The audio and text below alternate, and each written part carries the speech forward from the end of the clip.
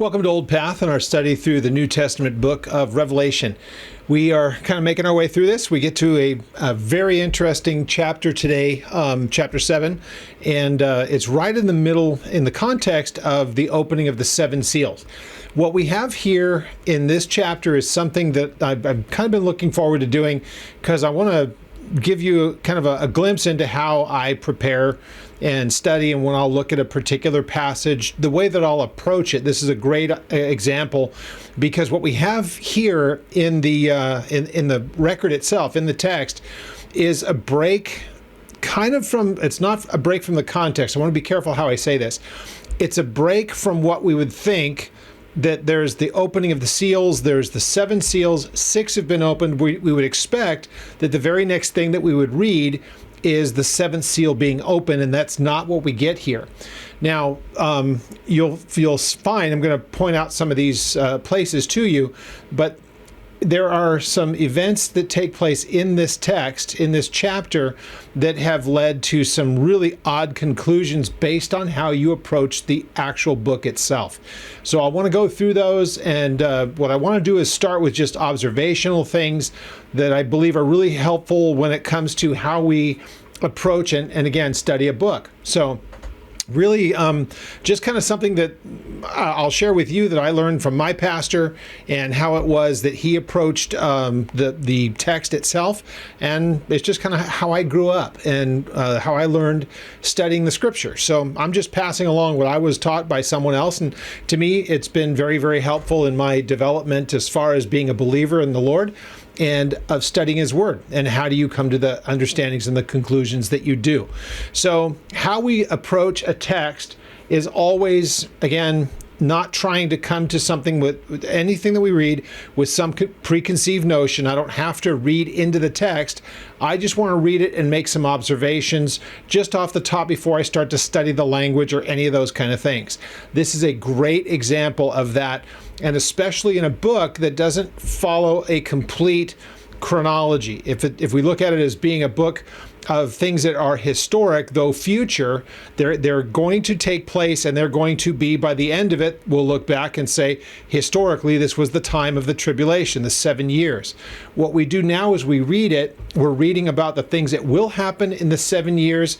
Really, from John's perspective, he's writing about things that are, 2,000 years into his future, plus whatever it takes until the Lord's back. You get my point. But interestingly enough, he's also being shown these things as though they're happening in real time, because he's giving you kind of a blow-by-blow of the things that take place.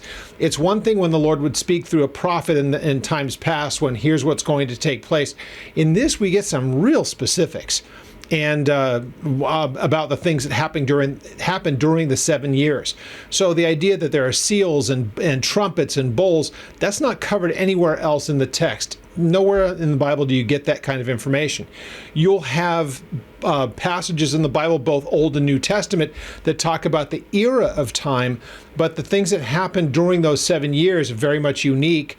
What we're reading right now is absolutely unique to what we have in the book of Revelation. So once again, we've already gone through the 6 seals, and they were laid out kind of one after the other. Lots of interesting things to make observation about there. There's no question about it. But what we have here in front of us, as far as the this particular section, it's not just the opening of the 7th seal. That doesn't happen until chapter 8.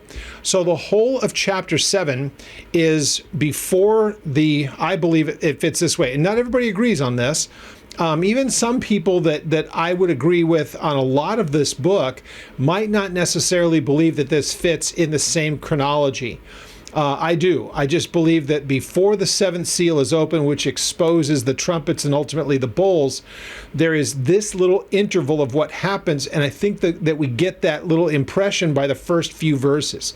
So what I want to do We're not going to get through the whole chapter today. There's no way to do it justice, I think, because it's important that we understand the different personages, the groups that are mentioned, how do they figure in, and that, we're going to get some very interesting people that are going to be mentioned to us, and that's going to be at the latter part of the book, or the latter part of the chapter, I should say.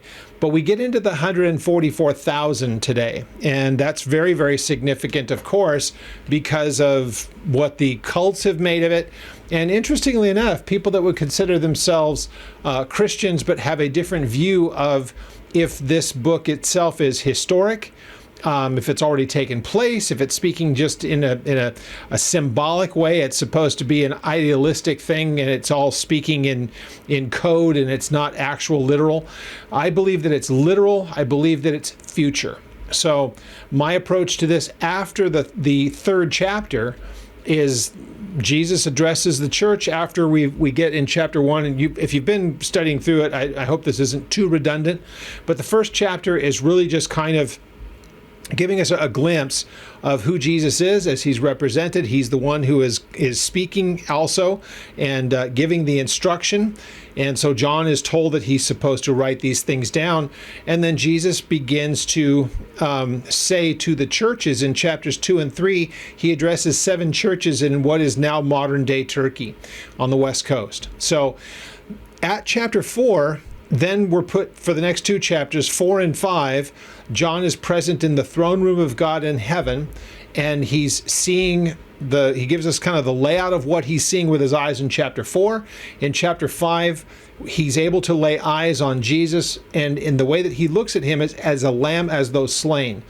And there is something that is in the hand of the one who sits on the throne. We would just know him as the Father.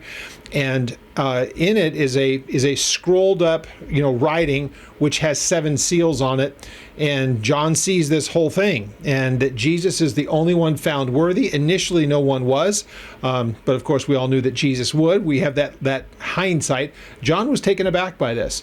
He was troubled that there was no one worthy to do so until Jesus steps forward, takes the scroll, and not only is he equipped, and not only is he also one who's qualified to take it, but I believe it goes beyond that, and I think the language kind of helps us with this. He's the only one who could execute the dictates that are in it. He's probably the only one, and I think this is it's speculation, but it makes sense. He's the only one who's able to even understand the dictates that are in it and what's being expected to take place, that he could make sure that it happens as the executor of what many believe is kind of a legal document or even a will and testament as we kind of think about it in earthly terms. So, with all that being said, there is something that takes place here, though, that's important for our understanding as far as the text is concerned. After the 6th seal, there is something that is going to take place that really works forward, and we're going to see this group of people mentioned in the 14th chapter as well, and we'll get a lot more detail when we get there. So I believe that what we see, and again, the first few verses is going to help us with this, that there's in parentheses, or it's referred to as a parenthetic. Some people say since it's a parenthetic and since it seems as though it takes a break between the 6th and 7th seal, they feel like they can take chapter 7, take it and fit it somewhere else in the timeline of what happens in those 7 years. I don't believe that's in any ways necessary, and I'll explain why. Basically because it's now to the point where things are starting to get a little bit different, and things that are going to start happening that would take its toll on these people if they were just normal humans. They're going to be put in the place where they are kind of superhuman, I guess you could say. They're impervious to the things that will be happening on the earth. They cannot be attacked and killed.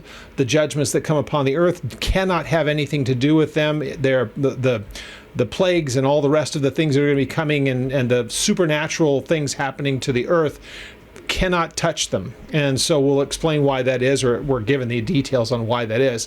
But anyway, I want to get to just again the observational.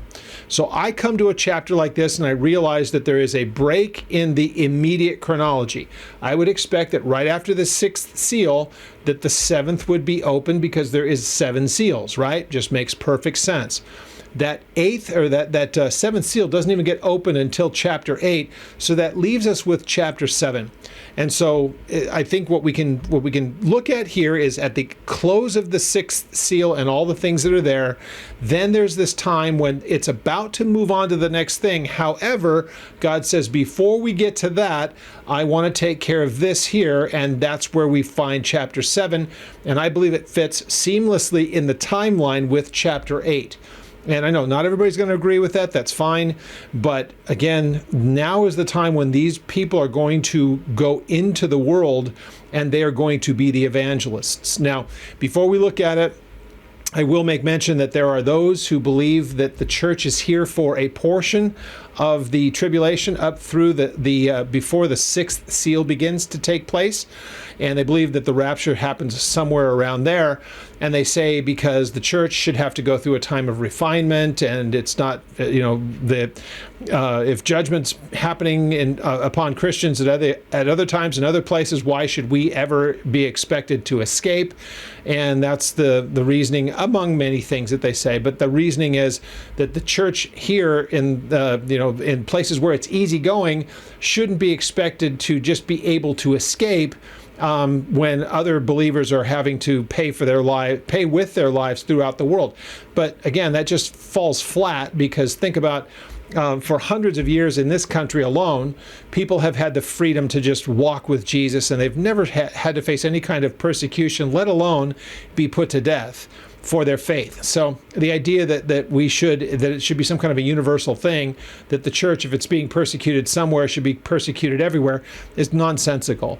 We also know that from the 5th seal that there are those who have already been martyred. So it's not as though there are not people that are proclaiming the gospel, but they're not allowed to join the church. If they're part of the church, they're not allowed to join it. And that's never been a very good explanation, or I've never been given a good explanation as to why that would be. As though God isn't able to get the message out anyway. But be that as it may, I don't want to fight that battle again. I don't really argue it much. People like to argue that one. I'm just not among them, not anymore anyway. So anyway, as we move on through this, there is a real change that begins to take place in the world, and God is going to use these people here, and they are going to be ones who will be able to proclaim the gospel. But they have some very interesting characteristics, and that's what we know is the 144,000. We'll deal with them as we get to that text. But we have the first 3 verses into the 4th that I really want to take a look at, and again, kind of go through my way of looking at a text and starting to ask and answer some questions. So let's have a word of prayer. We'll go into the text itself and just make some observations that I think help us as we ask the questions, going through to answer them. It allows the text to give us those answers to the questions that we have. It's part of just our study process. Should be for each of us. This is how we should approach the text every time. Father, we thank you for the time that we can spend together in your word. We are grateful that you have written with great detail the things that are to come. And I don't believe we are here for them, but we know that they are to come. We pray, Father, that you would help us to be students of your word, careful in the things that we study and read, and not leaping to conclusions, but taking what is put here in the text as best we can understand it, that we might learn and we might know what things will be coming to pass. So we give you all thanks. We pray, God, that you would glorify yourself in the teaching of your word. Guide us by the Holy Spirit in our attempt to come to your word and to know it better. We give you all thanks and praise in Jesus' name. All right, so chapter 7 says this. Now, after these things, I saw 4 angels standing at the 4 corners of the earth, holding 4 winds of the earth, that the wind should not blow on the earth or on the sea or on any tree. Then verse 2.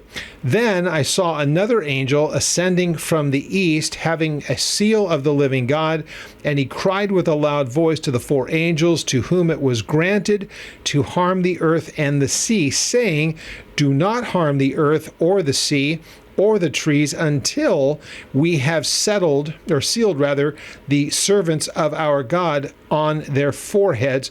And I heard the number of those who were sealed, 144,000 of these, of all of the tribes of the children of Israel were sealed. Now, those 4 verses tell us a whole lot of very interesting stuff, but it begs the question. Now, of course, the first thing that we see, verse 1, again, here's the questions, and here's, if you want to know me, I'll do this in a verse by verse really quick because it's going to kind of set up for how we'll study the rest of it. When I read verse 1, after these things I saw 4 angels standing at the 4 corners of the earth. That first part, after what things? The first 6 seals is our answer to that. So as I look through this, again, you read these things, after what things? It's the word metatauta. And you find it's common in the Greek that after one thing concludes, then there is something that takes place. So for us, we would think, well, wait a minute, if it's metatauta, if it's after these things, the 6 seals, shouldn't the 7th be the next? And the answer to that, I believe, is with no equivocation, absolutely yes.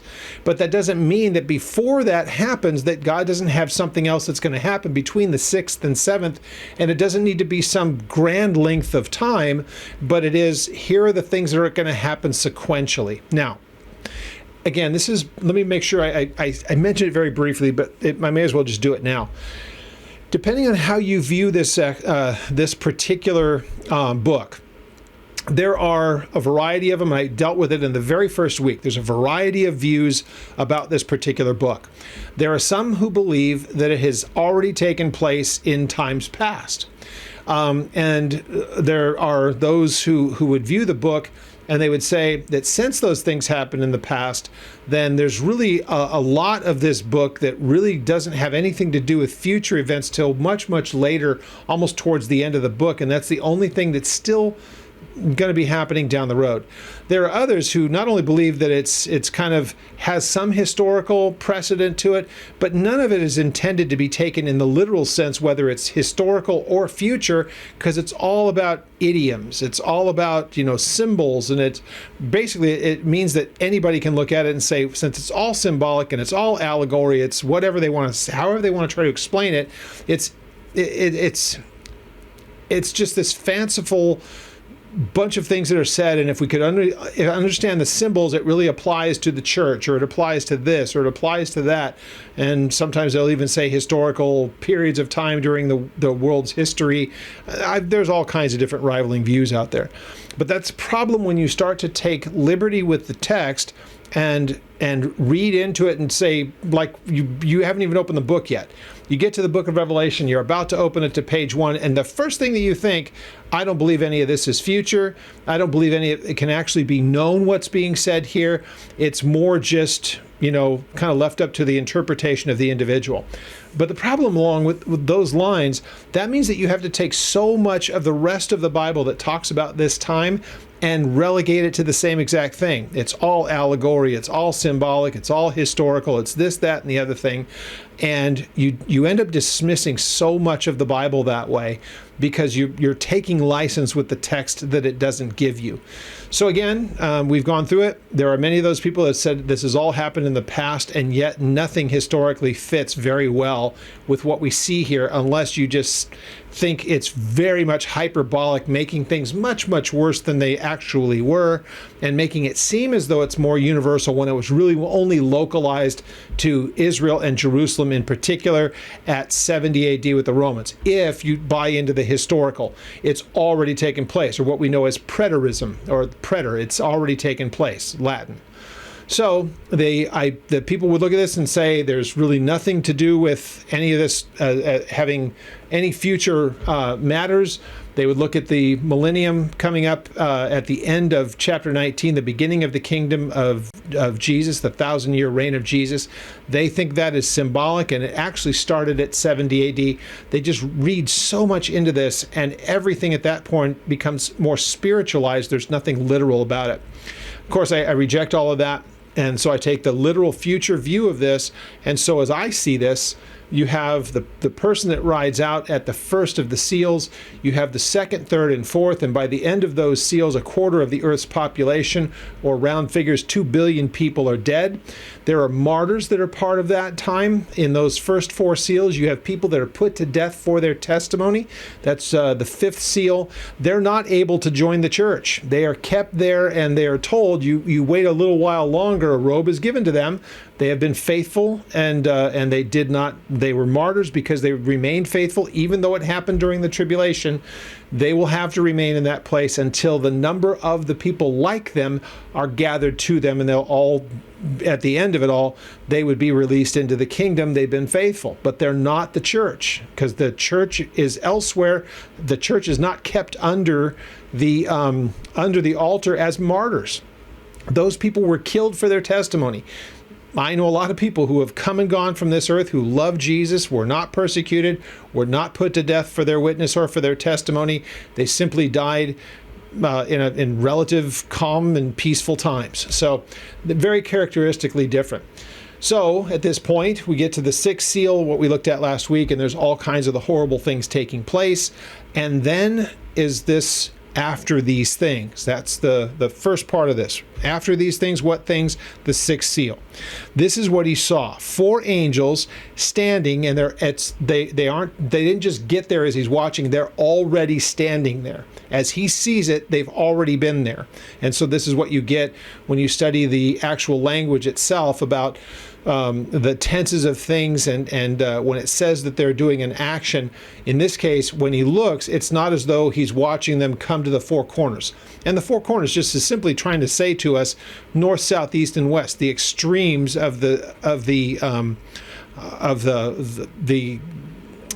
creation itself, the earth as he sees it. So north, south, east, and west. That's the best way for us to understand. So he says, the 4 corners of the earth, and they were holding 4 winds of the earth, that the wind should not blow upon the earth or on the sea or on any tree. And of course, we're going to say, well, for how long? Because we know that when we start to get into the trumpets and bowls and all that stuff, these things that are mentioned here, the earth and of course the sea and the trees or the greenery, that's all going to be affected. So what's being told to them by this angel, or what's being said now by this angel, holding back those people, those four angels from doing what they are able to do and allowing it to take place, they're being held back because there's something that needs to take place first that we're going to look at, and we'll find out here in just a moment. Now, when we get to verse 2, so I saw another angel ascending from the east, having the seal of the living God, and he cried with a loud voice to the 4 angels to whom it was granted to harm the earth and the sea. So they had the ability to do it, but now another angel is presented to us here. And of course, here's what we see. There's one angel who is saying, don't do this. He's got a seal in his hand. Now, when we think of seal, and of course, when we look at the seals that were on the scroll or book or the writing that Jesus has, there are those, we would just think bandings or seals, could be, like the little clay impressions, whatever it may be. Different word here because this would be the thing that leaves the impression. So whatever it is that's going to be written on them, which we do find out in 14, there is something that will be a visible on their forehead. You can recognize them because they will have this seal. This is the angel that's going to come to each one of these 144,000, and there will be a visible mark that is put on them that recognizes them as these ones that God has selected to do this task that he puts before them. Now, because they have this seal, they cannot be touched, they cannot be harmed, they cannot be killed. They're very, very specifically different. Now, we'll get to them just here in just a few moments. But what we see set up so far for us, again, observationally, what are we seeing so far? There's the 6th seal that's been opened. We're expecting the 7th. However, something stops it. At least the progress, because there's something that needs to take place first. So what would ordinarily be happening of the 7th seal opening, then the trumpets to the bowls, something happens before that continues to go on. So this angel comes, and he has, just for the best way that we could try to think of it, if it's some kind of something that he would touch them with, or whatever it is, whatever the implement is, that it's going to leave this detectable mark on them, that's what he has in his hand. And he's on his way to these people who are being raised up, and we'll find some interesting things out about them. We may not be able to get to it today.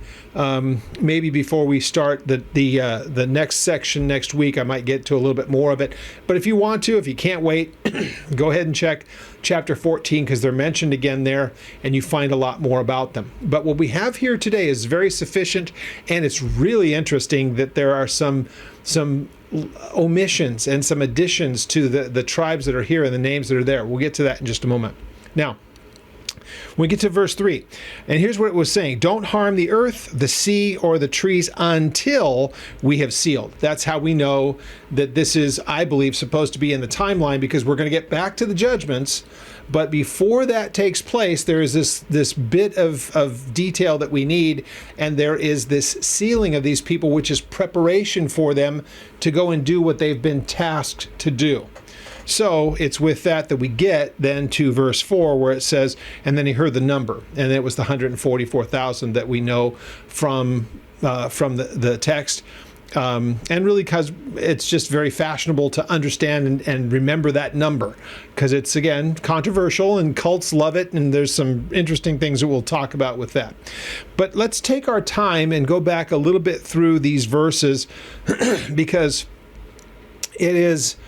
there's some detail that's given to us here that we really want to kind of look at. There's a few different views that we would have on some of the details here. So we've already dealt with verse 1, after these things. The after what things? The 6 seals. Before we move on to the 7th, there is this little bit of detail and something that God wants to have taken care of before we proceed further.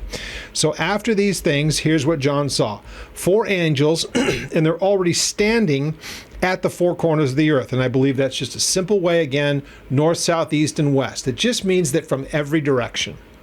Now, it says, they were standing on the 4 corners of the earth, and they were holding the 4 winds of the earth, that the wind should not blow upon the earth, first part, or on the sea, second part, or on any tree. Now, those are all going to be affected. Let me give you the references to it. The earth is going to be affected at chapter 8, verse 7, and again in chapter 16. So the trumpets and the bowls are going to play in on that. You can do the same thing by looking at chapters 8 and chapter 16 on the sea. That's where the chronology is going to be the same. The trees are mentioned in chapter 8, verse 7. So when we get there in a few weeks, we'll be going through that. Another 2 weeks or so, we'll go through what happens at the trumpets. So what I believe, because we know what happens with the trumpets in chapter 8, and the 3 things that they're not allowed to touch here at this point, because there's other things going on. There's the sealing of these people. They're being told, these angels are saying, hold on, we're going to get to all that stuff in chapter 8. But before we get to the things of chapter 8, the trumpets, let's deal with this here first. That's what's going on. If we were going to be watching it, we would say the 6 seals here, well, from your perspective, I think, so we read this way, the 6 seals are completed, and we're about to turn to the 7th, but that's chapter 8. So right here in chapter 7, there's this little bit of information, and we're going to work our way through that. So these 4 winds that are being mentioned here, or these 4 angels holding these winds. When you see here in verse 1, it says the 4 winds of the earth, that the wind should not blow upon the earth. Now, there are 2 ways that we look at this, and again, I can hear people that would hear me say that I'm a literalist in this. And if I was to say, well, the wind can be actual literal wind, or it doesn't have to be a literal wind, but it could be just, we know that there's times when wind was used in a way of trying to figuratively say that something was coming across. It was blowing like a wind across the land. Because winds don't usually come from all 4 directions all at the same time. Winds can come from any direction, north, south, east, and west, or variations of in between, northwest. They can come from all different directions, but these things are going to start to happen all together. So winds don't blow from each direction all at the same time simultaneously. Now, could they be winds, literal winds? Sure, of course they could be.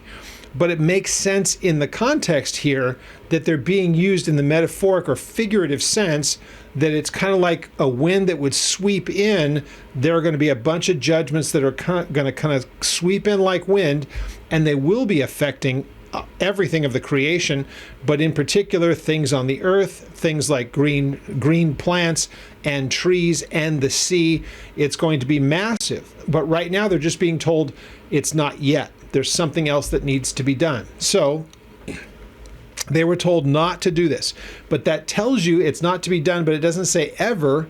It gives the impression that it's because something else needs to take place, which is what we're studying. So then I saw another angel, a singular one, and he's coming and speaking directly to the four that are there, ready to start allowing these things to take place. We're going to be introduced to another 7 angels with the trumpets. So these are not guys. These are not angels doing multiple things. These are separate angels with separate tasks. So we've been introduced to the first 4, standing in all the different directions, ready to allow the release of all the things that are going to be called forth by the trumpets and by the bowls eventually. But they're being told, hold on. There's still something that's going on, and this one singular angel comes down and he has a task. So this other angel, verse 2, ascended from the east in the rising of the sun. And there's people who see the symbolic part of this, because when Jesus is revealed and he comes back, he'll be coming from the east. And so people see that there's a significance to that, but it's the rising of the sun, or it might just be that God chose east. So it doesn't have to necessarily have a specific meaning, though some people apply it. And again, nothing right, wrong about that. The text doesn't tell us why east was chosen. We can just see that at other times, there's a significance to the east. So anyhow, he had the seal of the living God, and he cried with a loud voice to those 4 angels to whom it was granted to harm the earth and the sea. Interestingly enough, why not trees mentioned there? Ultimately, because they're part of the earth. So they have the capacity, they have the ability, they're going to be granted the ability to loose those things. They're going to be told to do it, and it'll be done as those trumpets sound. So as the trumpet makes the noise, the angels then start to react in this wind, whether it's literal or whether it's being used in the figurative sense as stuff that will sweep across the land from every direction, and it's going to start to have these devastating effects on the earth. However, one shows up and said, I need to seal these people that are here that we're going to be introduced to in just a moment. So he says in verse 3, here's what he said. Now do not harm the earth, the sea, or the trees until we have sealed the servants of our God on their foreheads. Now, it's an interesting thing, because in Ezekiel chapter 9, you're going to find that a very similar thing has taken place, that God singles out men that had not bowed the knee, that were not part of the debauchery that had taken place. They were offended by the abominations, and there was a seal that was put upon them. All that this is really supposed to make sure that we understand, without getting into all the mystical aspects of it and how, again, mysterious it is and interesting. What is the mark? What does it look like? There is some detail that we're given. Once again, when we get to chapter 14, I don't want to go too far ahead of us, so I'm not going to touch it today. But ultimately, it is something that's an identifiable mark. So not a problem. We're going to have the same thing when we're in the kingdom age, that there is a recognition of us, and it's our way of just saying we belong to him. So that's all that's intended to be understood. Whatever it looks like, whatever it says, however it's represented, we're not given the details about that. We just know that it's a seal, and it's something that's an identifying mark. So that shouldn't come as any surprise. Again, there's a counterfeit of it, because they have to receive the mark of the beast in chapter 13, which is pledging of their spiritual allegiance to the Antichrist. And that takes place at chapter 13. So there's a counterfeit to this as well. So you will have those that will have the seal of the Lamb, and you'll have that in the 144 during the time of the tribulation. Very, very interesting. It just tells us that, again, there's just nothing that we can look at that gives us any indication of this in any other time historically, and we're going to get to that. Though, if you have people that will take the view of this book that it isn't as I'm presenting it, which is future and literal. They're stuck at having to say, okay, well, it must be this, it must be that. And they're having to apply it to some either figurative sense, like it's not any group of people at any particular time, but it's the whole of the church, the idealistic ones. So it's meant to teach ideals, the best that it could possibly be when we're starting to think about God speaking about the church and all these things. It's some idealistic way of looking at it. The other people that would look at it as though it's already happened in time past, it's either the remnant church at the time that was faithful, or it was faithful Jewish people, and they were the ones who God delivered out of the hands of the Romans. They were not killed or conquered at the time.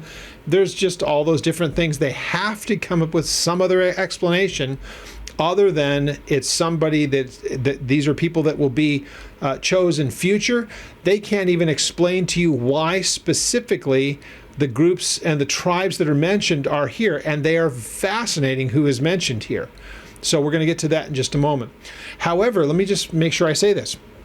With every one of those other views, if somebody was to present to me, and if you're listening to this and you want to argue this point with me on YouTube, again, I had to say this last week, I'm not going to argue it with you.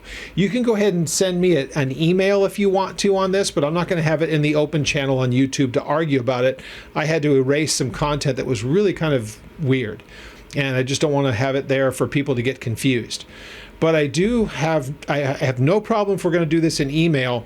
For every one of the other views on this of who this 144,000 could be, other than literal future Jewish men, we have some problems with trying to explain away some other way. I'll be able to show you places where you can shoot holes in it other than that. So you can't shoot holes in it if it's literal future. It's not going to be a problem. So when we look at this, it tells us, again, do not harm the earth, verse 3, or the sea or the trees until. Now that's answering the verse 1. They're told not to let the winds blow and damage the earth, the sea, and the trees. Begs the question, well, when can that be? We should be able to get an answer to that. Well, we get it in verse 3. So don't harm the earth, the sea, or the trees until we have sealed the servants of our God on their foreheads, until this visible sign is put there, and the angel has the implement of whatever it is that's used to make that seal, to put it there on their foreheads so that they're identifiable. And again, they're going to be at this point superhuman. So in the sense that you can't harm them, you can't make war against them, they cannot be killed, they cannot be attacked by any of the virus or any of the sun, the things that beat down on people, all the judgments that are happening on earth, they're impervious to it all because they're sealed. God has them set apart for this task that they have. And again, we'll get into it in chapter 14. I might hint at it a little bit next week as we go through this. Now, in verse 4, it says, and I heard the number of those who were sealed. So by this time, it's already taken place, and now John is shown. It's already all that there. He doesn't know the number. It's told to him at that point. There's 144,000 of them, 124,000 of all of the tribes of the children of Israel that were sealed. Now, as we look at this, all the children of Israel, that is a fascinating statement because it's not necessarily all the ones that we might think. Now, let's make sure we understand because it gets thrown around a lot. Sometimes we will hear the children of Israel. Sometimes God will refer to them as Jacob, or so the sons of Jacob, the children of Israel, whatever you want to call it. Remember that God changed Jacob's name to Israel.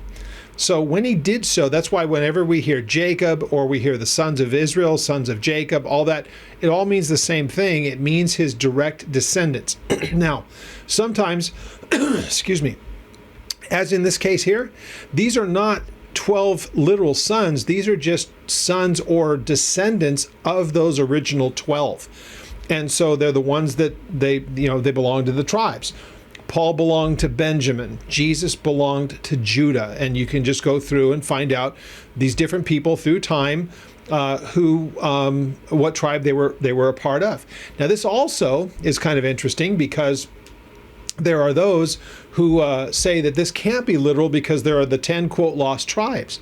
And those were the ones that were defeated by Assyria, and they're seen as lost. So by the time that the lower two tribes, Benjamin and Judah, at the time, think of the Babylonians when they went into their captivity, Benjamin and Judah were the only ones that still had tribal allotment land, if you will. And even at the time that they were taken away into their captivity, it was always those two tribes, and whoever from the other tribes may have been among them were taken away into captivity, but ultimately restored until, again, they were displaced by the Romans. So from the time that they made it back, for another 400 years, they were back in the land, and really around Benjamin and, again, Judah in the south. But there were people that were of the tribes of Judah living all throughout the land of Israel. Jesus and his parents, they're all Judah, and they were living up in Nazareth. So clearly they can live north to south. It wasn't really an issue. But for these people that talk about the 12 tribes or the lost 10 tribes, it's just a nonsensical thing that they say, because they're clearly not lost. God knows exactly who they are and where they are. And he's going to be able to bring them, I believe, future. He will find that these are men, and they're also virgins. We know about that from chapter 14. So they're tasked for a very specific cause. So there's again, let's just make the last time. I want to make sure I've got this really, really settled. When we see children of Israel, sons of Jacob, or just Jacob, or sometimes he will refer to them as Israel, think all the same group of people. We're talking about the descendants, Abraham to Isaac, Isaac to Jacob, Jacob to his sons, or the sons of Jacob, the sons of Israel. It's all meaning the same things. And so everybody was identified by tribe from that point on. Okay? So you can get the names of them. Actually, we're going to be given them here, and so you don't have to go looking for them. We're going to read through them really quick. Now, the one thing that we know is that from each of these 12 tribes, there are 12,000 men from each of them. Now, there are the cults like the Jehovah's Witnesses, and they said that those, since they don't read it as literal, they read it as symbolic. They say, well, the Jehovah's Witnesses are the 144,000, until they realize, whoops, we've got a problem, because now there is more than 144,000. So they split that. There's the sons of heaven, and then there's the sons of the earth. So these are people that will have their inheritance, if you will. The first of the 144,000 are the original Jehovah's Witnesses, and they're entitled to a different eternity than the ones from 144,000 plus one are having a different allotment. And there's variations of all of that, but the cults have different views of this. The amillennialists and the preterists have different views of it. They have to symbolize it or make it speaking about a group of people at one particular point in time. And so they have to find some way to spiritualize this. Well, we take the literal view, obviously. Notice what it says here. Now, in verse 5, of the tribe of Judah, there were 12,000 who were sealed. Now, some have pointed out, and scholars that on other things are really excellent, they would say, see, we already know that it shouldn't be taken literal because Judah is mentioned first, and he's not first in the line of things. But when you think about how it was that they were camping in the wilderness, go back and read this, and you can find that it was Judah who would be leading them out first. So the fact that you don't have them in a consistent order all throughout the scriptures, there's a lot of times when you don't find the 12 tribes mentioned, including the same groups or the same tribes in that list. And there's a reason for it. Now, before we get to it, let me just make sure, in case it's not something that you're really familiar with, there were 12 sons that Jacob had. But we have, by the time of the tribal allotment, one of those was Joseph.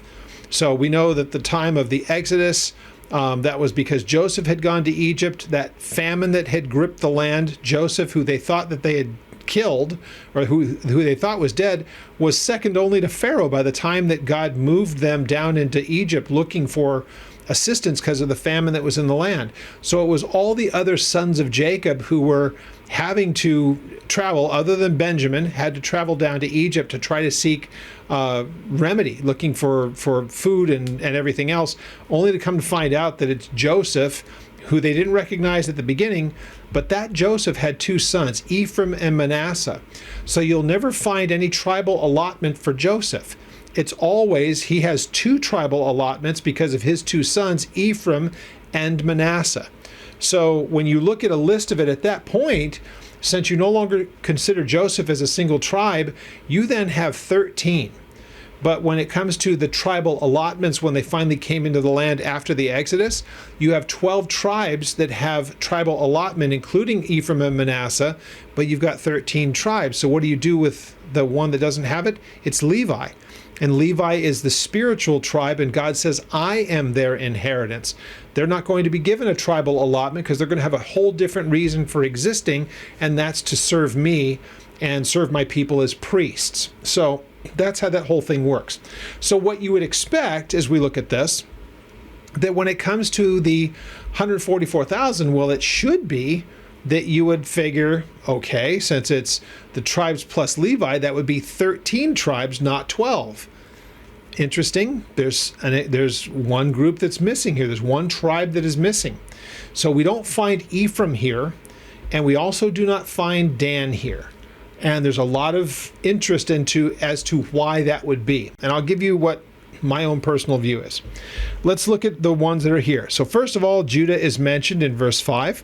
And then also of the tribe of Reuben, there were 12,000 who were sealed. And of the tribe of Gad, there were 12,000 who were sealed. And of the tribe of Asher, 12,000 were sealed. And of the tribe of Naphtali, 12,000 were sealed. Of the tribe of Manasseh, interestingly enough, you have Manasseh mentioned.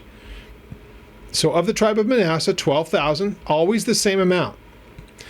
Of the tribe of Simeon, there were 12,000 that were sealed. And something that's interesting, and it really doesn't have anything to do with what we're studying here, but just in case you've ever looked at a map, and you always hear the northern 10 tribes and the southern 2 tribes, and that was after the split, after the death of Solomon. And the 2 tribes, Judah and Benjamin, went with Rehoboam, Solomon's son. The other 10 sided with Jeroboam, not a son of Solomon.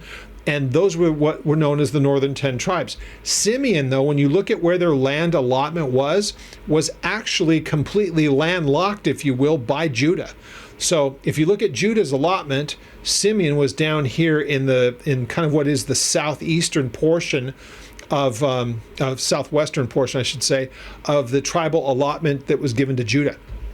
So Simeon is here, and he's mentioned 12,000. And of the tribe of Levi, interestingly enough, there are going to be 12,000 priests among the evangelists. Interesting. Of the tribe of Issachar, there were 12,000 who were sealed. And of the tribe of Zebulun, there were 12,000 that were sealed. And of the tribe of Joseph, 1,000 that were sealed. That's fascinating that we see Joseph here. Now, why mention Joseph? And is that another way of saying Ephraim? Because Joseph is already represented in Manasseh. And so there's a little bit of a disagreement on this. Will God take of Joseph's descendants? Are they descendants of other children that he had? I've heard a number of different ways that this is viewed. Is it another way of saying Ephraim? And by mentioning Joseph is to take away the name of Ephraim temporarily. And let me be reminding us of this. When we look at the 48th chapter of the book of Ezekiel, during the 1,000-year reign of Jesus, the tribes get their land allotments back. God gives them back the land that was given to them by God as an inheritance. And what you find there is Ephraim is mentioned again, and so is Dan. So it's not like God's cut them off. They're just not mentioned as having a representation in the 144,000. So then, of course, it begs the question, well, why not? We're going to get to that in just a moment. So it says, of the tribe of Joseph, there were 12,000 that were sealed. And of the tribe of Benjamin, there were 12,000 that were sealed. So it's an interesting thing. And again, God does nothing without a reason, without a cause. Now, sometimes that's not known to us, but God doesn't just make things up on the fly and just does things. There's always a reason why he would do it. So it makes you ask the question. Again, we read through this, and if you're not really paying that close of attention, you might notice that Dan's not mentioned here, and that when you see Joseph, that's a peculiarity. Why would he mention Joseph and not Ephraim? Because Ephraim is always mentioned. Ephraim and Manasseh, from the time onward when it was Jacob who blessed Joseph and gave him the double portion, he had a hand on each of the sons. And so when Joseph was when Jacob asked to see his two grandsons, Ephraim and Manasseh was there. One was older, one was younger, and Jacob put his hands on both and said they're both going to receive a portion, which is just outside of the norm. So that's why you don't find Joseph mentioned among the tribes. You find his two sons, Ephraim and Manasseh, from that time on. Now remember, by the time that they got to at the Exodus rather, they were not, the original Ephraim and Manasseh were long since dead. They were all his descendants. So anybody that was of their family generations, that's the tribe, and they're both sons of Joseph. But here Joseph is mentioned specifically. And again, why not just call them Ephraim if that was mentioning, if that was the reason why? But the idea that you're not referring to them as direct descendants of Ephraim, there's got to be a significance to it. So it begs the question, why would God say Joseph instead of Ephraim, and why would Dan not be mentioned? But when we think about tribal allotments of land and everything else, we wouldn't think Levi would be part of this. We would think it's just the 12 tribes that we're used to seeing as far as the land allotment, but in this case, not what we see. Levi's mentioned, and again, God's not done with Ephraim. He's not done with Dan. They're mentioned later on in the end of the book. The 12 tribes are mentioned again, and they're among them. And they get their tribal allotment during the millennium, according to Ezekiel 48. So not an issue. God's not done with them, but they're just excluded here. So if we look back, again, it's got to beg the question, why would they not be mentioned? What is the significance of that? Now, there's no way that you can absolutely prove it, but we do notice that there's something that they have in common, and that's probably the better way of trying to look at something like this. What would we see that is a common thing in the history of the tribes that you would say that both Ephraim and that Dan shared? Was there some event or something that took place that kind of bound them? So as far as their tribal allotments, think about it. Dan, by the time he was dissatisfied with where he was, and did some really awful things. When you read the book of Judges, Dan was what a conniving bunch of people that they were, and the stuff that happened in Ephraim with the Levite, the priest that should have been doing what he was doing. Again, I don't want to get too far ahead of us. There were some pretty wicked people, but again, all the sons of Jacob and all the tribes, there was ugly stuff happening throughout Israel. But there's a singular event that I can think of that is of real importance that really involves the two of them, and it's the only thing that I can think of that they were both involved with that was significant to them at the exclusion of others. So, and it goes back to the split between the nation. So when Judah and Benjamin sided with Rehoboam, Solomon's son, the north and the other tribes that were north of them, including Simeon, who aligned with Jeroboam, Jeroboam was afraid if the place of corporate worship is still seen as Jerusalem, our tribes are going to be by pilgrimage, they were going to be going to the temple year after year, and I'll lose them. So what he ends up doing, and again, he's consulted, and this is what they come up with. Let's build an altar in our northernmost place and our southernmost place. So the two places that they erected an altar so that the people within the 10 tribes could come and offer before God, which was really just all pagan. It wasn't an offering to God. They were following pagan rites and everything else, but allegedly to the God of heaven. That was one up in the city of Dan, in the northernmost territory of Israel. We go and visit this place when we're in Israel. Right now you can't, because that's where all the stuff's happening with Lebanon. That's why we didn't go on the trip next month, or actually it would have been later this month, in a few weeks. Instead, we're going to be going in spring, hoping that everything is able to be back to normal by then. So anyway, don't want to get too sidetracked. When we go and see the city of Dan, we can still see they've excavated where that altar was. The high place where the idolatry stuff or the idols would be kept. And they did all of that stuff, and that was in the northernmost part. So you would put the other one as far south as you could, but outside of Jerusalem. And it would have been in the territory of Ephraim in Bethel. So those were the two places where you had for corporate worship for the northern 10 tribes was in the north up in Dan. In the south, it was down at Bethel. And it was in the territories, again, of Dan and Ephraim. So that's, I believe, the most plausible, the one that makes the most sense. That's why they're excluded in this. But again, there's a reason why.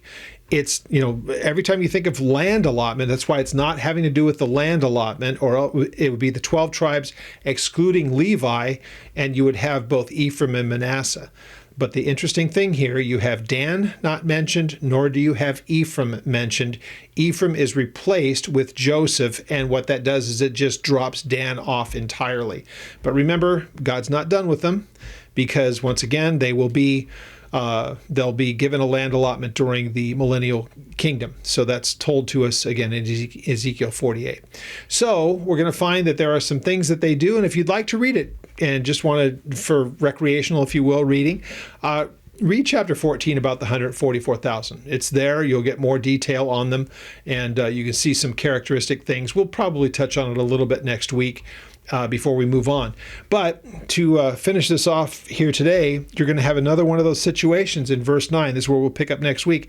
After these things, I looked, and behold, this great multitude. So let's remember that in this multitude, there are tribes and tongues and all the rest of this stuff. And it just helps us to realize that when it comes to the group that's going to be seen next, it's the entirety of the earth. It's every people from every part of the world, all the ethnicities, all the languages, everything. But here very specifically, it is not just that it's only of the tribes of Israel, the 12 that are mentioned, but they are young males. They are not married. They are virgins. There are some very, very specific things about them and what they are intending to do during the tribulation. And the time of the tribulation is very, very telling and very important. So we'll pick up at that next week. Start at verse 9, maybe do a little bit of a review and look a little bit at the characteristics, probably borrowing from 14. I'll decide between now and next week. And we will finish out the chapter next week looking at something that is entirely different, but still in that same chronology and the things that are taking place. So before the seventh seal, which we pick up at chapter 8. So we'll complete chapter 7 next week and go on then to the rest of them, trumpets and bowls. If you have any questions on anything that I've shared, then if you want to get details on anything, or if it wasn't clear, if there's something that was left out that didn't get developed that you have a question on, honestly, contact me. You can either do so on the YouTube channel, or you can contact me through the ministry's website, which is Old Path Theology, and there is a menu there for contact us, which is the email, and just send that to me. I monitor that. I look at it every day. And so if you send me an email, I will answer it through there. And so what we will do is pick up next week at verse 9 in chapter 7. And if you do that reading and go to chapter 14, I pray that God continues to bless the time that you spend seeking Him out. It is such a privilege to be able to share this with you and to kind of go through the book with you. Again, any questions, let me know, and I always love to answer those. So we'll see you next week.